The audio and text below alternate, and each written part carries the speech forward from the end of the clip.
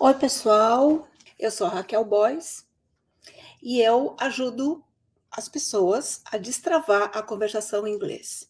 Para aquelas pessoas que têm inglês intermediário e ainda não destravaram a conversação, porque a conversação é sempre a última coisa que acontece, né? É a mais difícil. Quem está precisando daquele empurrão, é para isso que eu estou aqui, para dar aquele empurrão na conversação.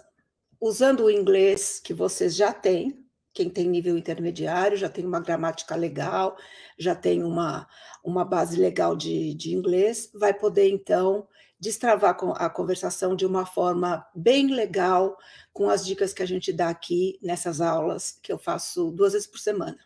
Hoje a gente vai falar sobre quando a gramática em português atrapalha a conversação em inglês, porque as duas gramáticas, elas se colidem. Então, a gente sabe que quando a gente pensa em falar inglês, a coisa mais complicada, né, as queixas mais comuns são: eu não consigo, meu vocabulário não é bom, eu preciso de mais gramática. A gente mesmo acaba acessando as dificuldades da gente e achando um monte de problema nisso tudo. Depois que a gente tem uma base e que a gente já sabe a gramática e todo o flow, né, dos verbos e tudo isso, que, aliás, são bem mais simples do que em português, o que acontece é que a gente acaba sofrendo a interferência da língua materna na nossa conversação. É inevitável, não tem jeito.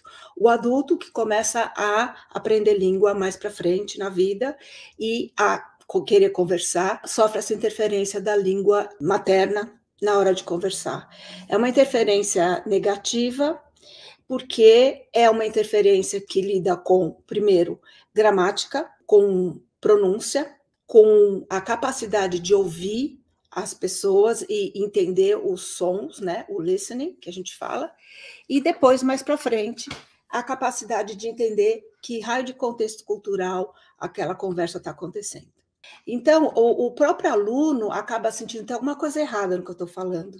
Nossa, eu tô me enrolando aqui, não sei direito por quê, mas porque a gente acaba construindo as frases do jeito que a gente está acostumado a construir em português, mesmo que a gente saiba, né? A gente sabe, a gente estudou, tal, mas a hora que a gente precisa, vamos ver, pensar rápido, o que vem é a estrutura da língua materna na cabeça da gente. É inevitável. Então, o que é interessante é que tem muitos estudos comparativos do que acontece entre os dois idiomas que estão colidindo um com o outro. E, baseado em várias pesquisas, foram feitas muitas observações das diferenças gramaticais que acontecem entre o inglês e o português e que acabam afetando a gente no dia a dia, né? E depois de identificar, vem a fase de prever, né, para que isso não aconteça. E aí que os professores de inglês entram. O problema é que esses erros que são frequentemente observados na hora que os alunos fazem, já mesmo com gente de nível intermediário e avançado, são encontrados, porque na hora de falar rápido, na hora de responder, a estrutura gramatical vem na cabeça e a gente se confunde tudo. E isso acontece muito com a falta de contato com a língua, né? Porque mesmo que as pessoas façam aula de inglês com professor particular e tudo aquilo, o contato normal com o nativo muitas vezes ajuda, mas muitas vezes simplesmente passa por cima das dificuldades que a gente, como brasileiro, tem na hora de falar inglês.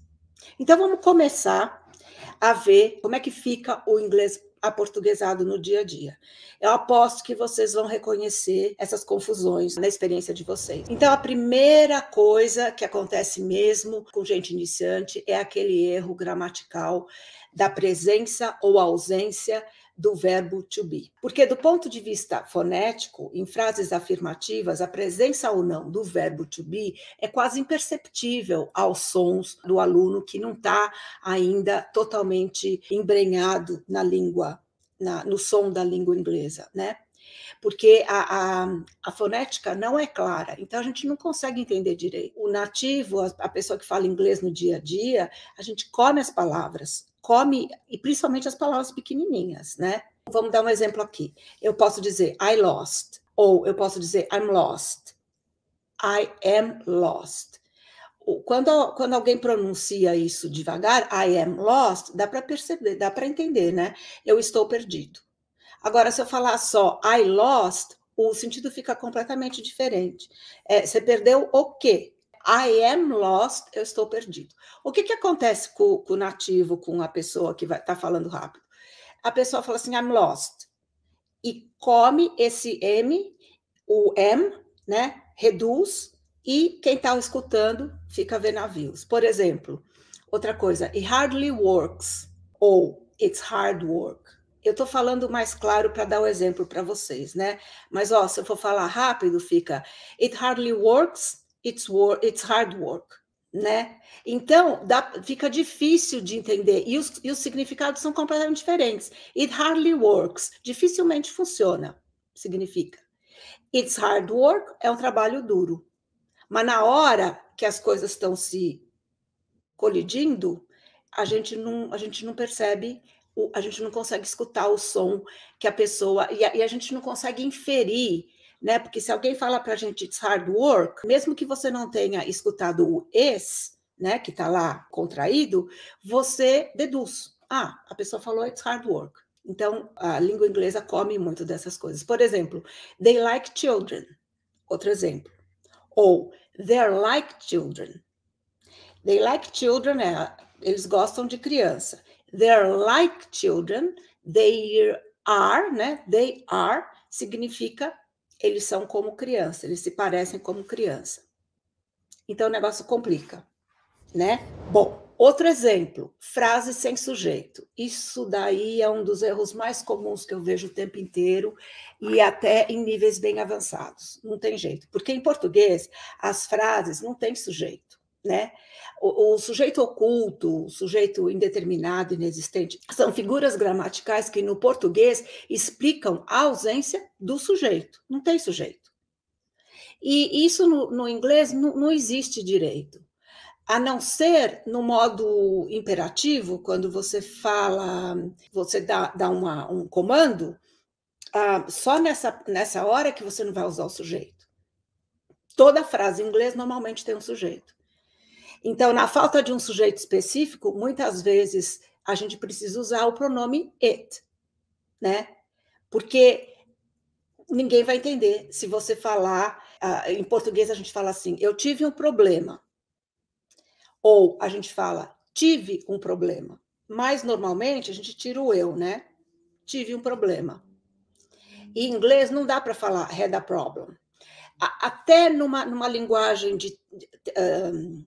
mandando mensagem de texto, hoje em dia está muito comum a gente tirar o pronome na hora de mandar mensagem de texto, mas normalmente o que vai ser entendido melhor é I had a problem, I had a problem, né? Ou então, está chovendo, a gente não fala as nuvens estão chovendo, não tem sujeito, né? Está chovendo.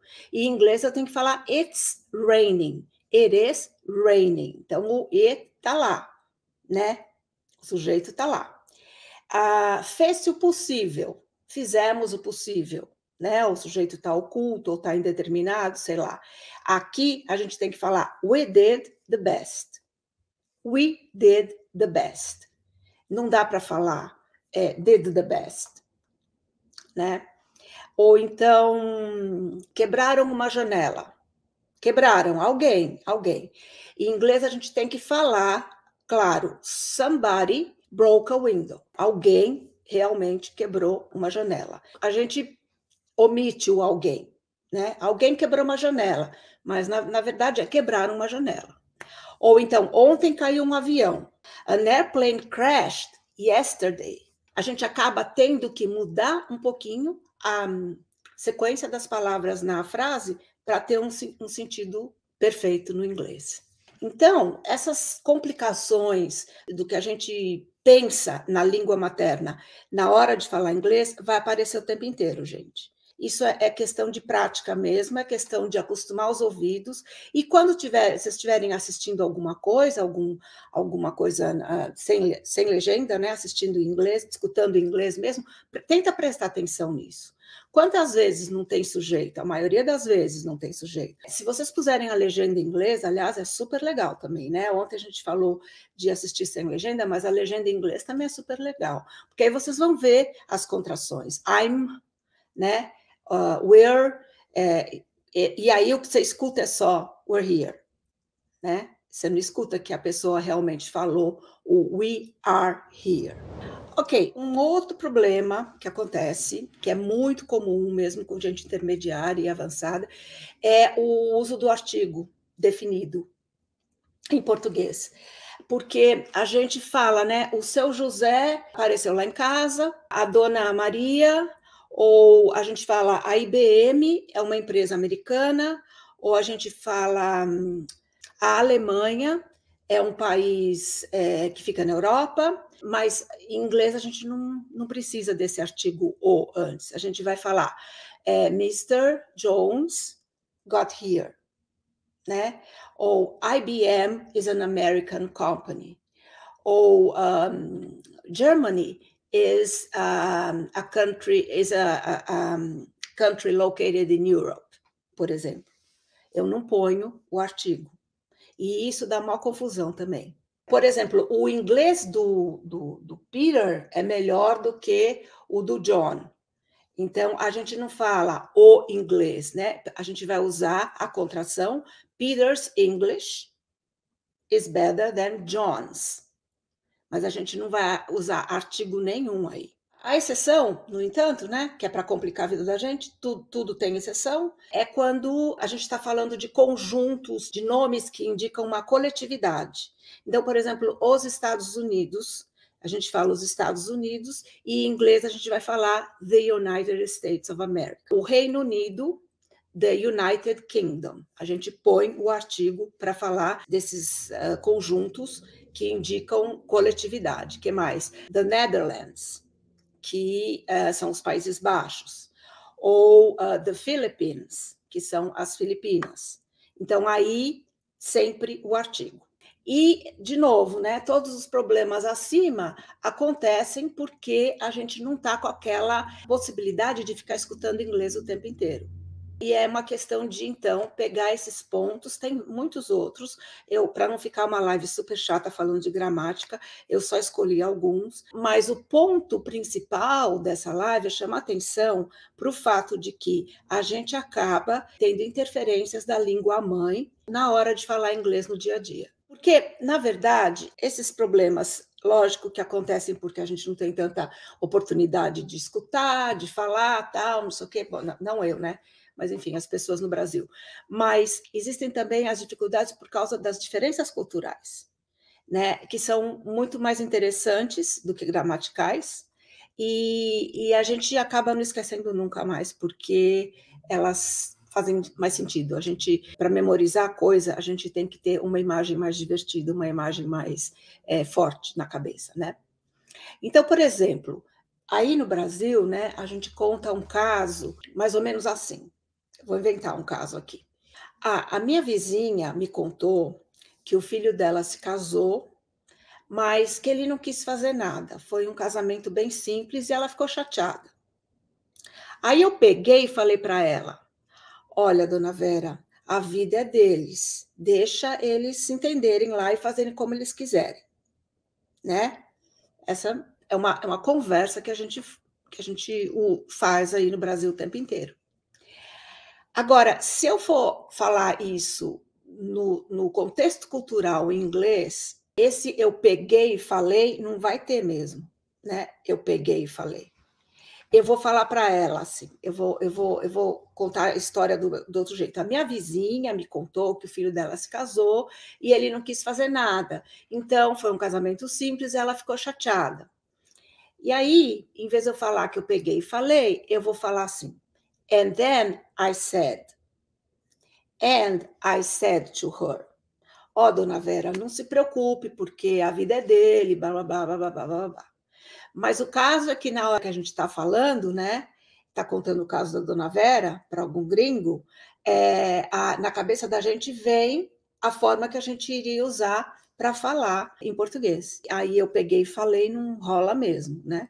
Então, A tendência é querer traduzir ao pé da letra tudo que a gente está falando. A tendência nessa conversa também é de dar um monte de detalhe. E a tendência que a gente tem no Brasil, que é particularmente ligada a contexto cultural, é que a gente pergunta um monte de coisa. Então, uma conversa dessas, se eu fosse conversar isso com a minha vizinha, por exemplo, eu não iria perguntar para ela, mas e aí, foi como o casamento? Então, eles não fizeram nada, eles foram só no cartório, como foi? Essa parte a gente não fala. Por quê? Porque existe sempre aquela preocupação com a privacidade da outra pessoa, com o quanto ela quer contar da vida dela.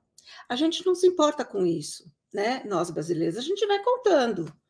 Agora, nas culturas de língua inglesa, isso não acontece com tanta frequência. As pessoas não vão contando. Tem exceções, lógico, mas as pessoas não vão contando detalhes do casamento ou de qualquer outra coisa. A outra coisa que a gente faz, que atrapalha também a nossa conversação em inglês, é que a gente vai falar, vai dar um monte de detalhe. E aí vai ficar difícil na hora de explicar. Então, se eu resumir a história, vai ficar mais fácil para o meu inglês. Não necessariamente eu vou ser mais feliz contando a história, né? Não vou me divertir. Mas que vai ficar mais fácil para o meu inglês, vai. Contar uma história curta. A dona Vera contou que o filho dela não casou no civil, não teve festa no casamento dele. Ponto. Uma coisa simples, né? Então, essa tendência da gente dar muito detalhe, da gente fazer muitas perguntas, também complicam muito. E isso são características de contexto cultural mesmo, né? Por exemplo, a gente fala assim, então você me avisa? Você me avisa, dá vontade da gente traduzir ao pé da letra. E a gente não acha nada. Porque, na verdade, é muito simples, só falar, you let me know? Ou, do you let me know?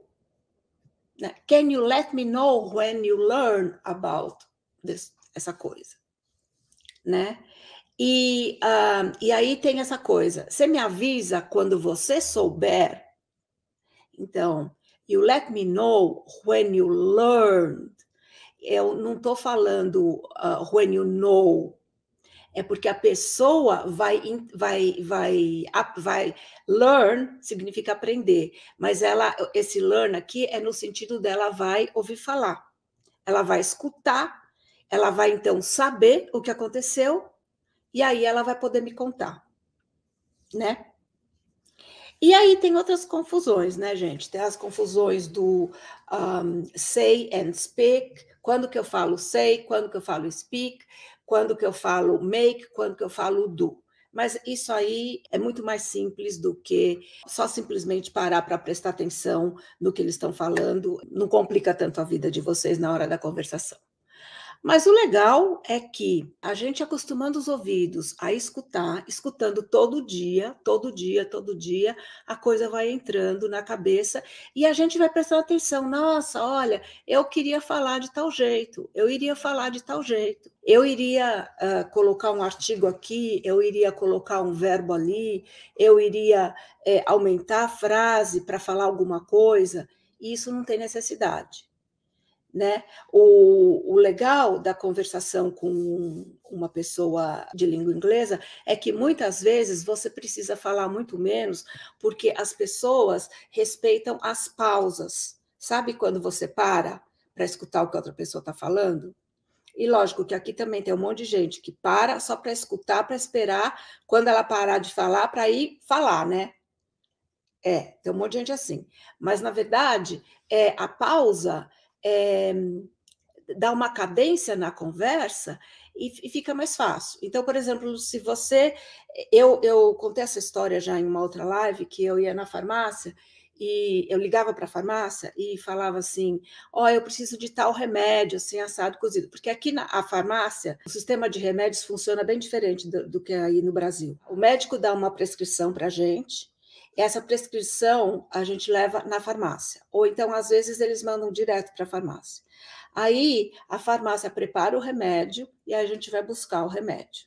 É muito simples. E quando o remédio está acabando, a gente liga para a farmácia ou vai online num aplicativo lá e pede mais do remédio que a gente está tomando. E é muito regulado. né? Não dá para comprar antibiótico em farmácia, não dá para comprar anti-inflamatório em farmácia, não tem essa de comprar um... Não vou lembrar mais o nome dos remédios aí. Enfim, a gente só consegue comprar mesmo Tilenol, remédio para enjoo, remédio para coisas muito simples. Antibióticos sem chance, não dá para comprar mesmo. E nem anti-inflamatório. Então, o que acontece? Na farmácia, eu ligava e eu queria contar o caso todo. Olha, eu fui ao médico e o médico me receitou tal coisa e você tem uma receita aí, assim, assado cozido, mas eu preciso mudar essa receita, né? Então, essa história me tomava um maior tempo, isso há muitos anos, quando eu mudei para cá, porque eu achava que eu tinha que contar a história toda. E aí eu percebi que não, que eu só podia dizer assim, olha, meu nome é Raquel e eu preciso mudar a prescrição do meu remédio. Ponto. Eu não preciso contar a história completa. Aí a pessoa pergunta, qual remédio? Aí eu falo o remédio. Aí ela fala, ok, mais alguma coisa? E aí eu falo, sim, por favor, eu preciso de um segundo remédio. E aí a pessoa adiciona aquele remédio lá. Mas eu antes contava aquela novela inteira, comprida, a pessoa, no final da conversa, não lembrava mais qual era o meu problema, né? Então, essa comunicação direta de frases curtas ajuda demais a gente. Então, na hora de treinar a conversação, o legal é, primeiro, treinar uma pergunta de cada vez. E não fazer pergunta muito complicada logo de cara. Então, se você está numa small talk, né, numa conversa para dar uma, né, esperando o ônibus e tal, it's cold today, né? E a pessoa fala, it's cold. It's cold. A gente, muitas vezes no Brasil, a gente já fala assim, pois é, tá mó frio, e ontem, nossa, você viu a temperatura ontem? E aí já vai para outra semana, e já vai para o outro mês, mas o ano passado, e não sei o quê, não sei o quê, não sei o quê. Aqui as conversas, as small talks, são bem sem graças, aliás, né? Na maioria das vezes, não sai, é um chove, não molha, mas é tudo curto. Então, esse é um estilo de conversação que tem a ver com o contexto cultural, porque é assim que as pessoas funcionam aqui. Não está certo, não está errado, não é bom, não é melhor, é o jeito que é. É só a gente entender que isso funciona assim. E aproveitar o que é bom, né? Porque na hora que a gente ainda está derrapando para falar inglês, é melhor falar menos, né? Quanto menos tiver que falar, mais fácil fica.